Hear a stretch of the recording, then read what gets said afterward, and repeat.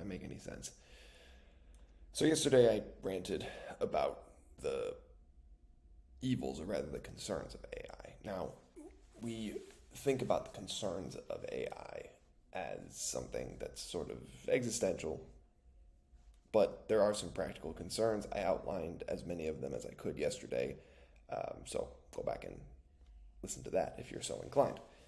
Today, I wanted to talk about sort of the financial implications of the current WGA strike and the upcoming SAG negotiations and potential subsequent strike. So why is everybody on strike? Again, for the WGA, I've read why the WGA is on strike.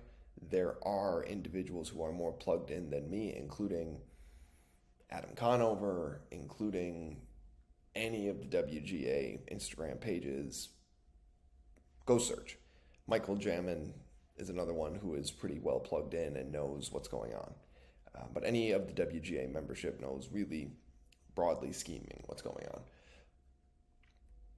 But the broad terms are really that there is a lot of confusion right now as to whether streaming services do or do not make money. And it's interesting to think about, right? Because network television, the source of revenue was advertisements. So companies paid to put their ads into the commercial spaces, and that was the source of revenue. HBO paid for its content with subscribers, so that was different. It was a premium cable channel. Other premium cable channels have followed that same model, leading the way to what became the streaming services. But the streaming services were, for the first time, completely a la carte. So you would choose specifically Netflix or specifically Disney Plus, Paramount Plus. Go on your way and pick whatever you want. So there's confusion right now as to how much money these things actually make. But what's interesting is that because SAG contracts really only contemplated the largest amounts for movies with high budgets and for network television, primetime network television, I should say, the streamers, even though they are the main source of entertainment, fall into kind of a weird category. Under the SAG contracts, there's specifically a SAG streaming contract. But the SAG streaming contract is a separate contract from the SAG network TV contract. Now, there was an update in 2020 to the SAG contract. WGA, I'm not as sure, but the WGA did have an argument with talent agencies. But SAG had an update to their contract in 2020 to reflect sort of what was going on in the pandemic. But the current upcoming negotiation has a lot to do with the fact that the streaming services are acting as the new cable television. They're acting as the new cable service. Everybody has it, and that's where most people consume their content. And so the confusion is becoming, because these streaming services fall under a different category, residuals have completely collapsed. On the writer side of the house, writers are dealing with shorter seasons, and with the shorter seasons come less opportunities for writers. So network television, just for context for everybody, network television, for those of you who don't know, would operate on sort of a 22 to 24 episode season. I mean, it's a long season, especially for hour-long shows. Half-hour shows would be the same thing. The streaming services would have longer episodes, but would have much, much fewer. They'd have 8 to 10. That's the sweet spot for a streaming series.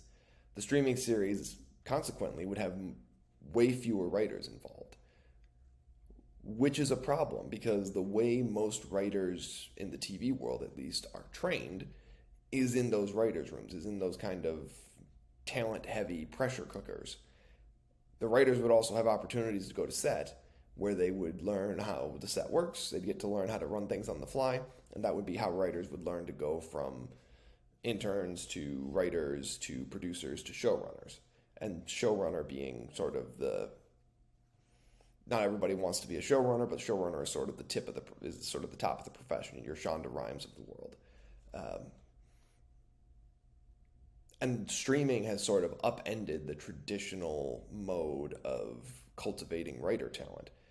Streaming has also, in a lot of ways, upended the way the acting world behaves, because everybody in the TV acting world used to wait for pilot season. Well, pilot season still exists, but pilot season has changed. Again, it's a term I only recently learned. I'm using it without defining it. Pilot season before streaming was the spring when networks were buying up new concepts for shows, because networks always had to have new concepts in their back catalog, and they were buying these new concepts, and actors would audition as hard as they could in that season to try and get on one of these shows, one of these pilots, because it's very hard to get, picked up into a lot of different things. But that's when you could start to pick up your day player roles, your supporting credits, the smaller credits that let you as an actor build your way up. Same thing with writers. Fight your way in to get onto a pilot. You have another credit. If it goes long, even better. You get more money, you keep going.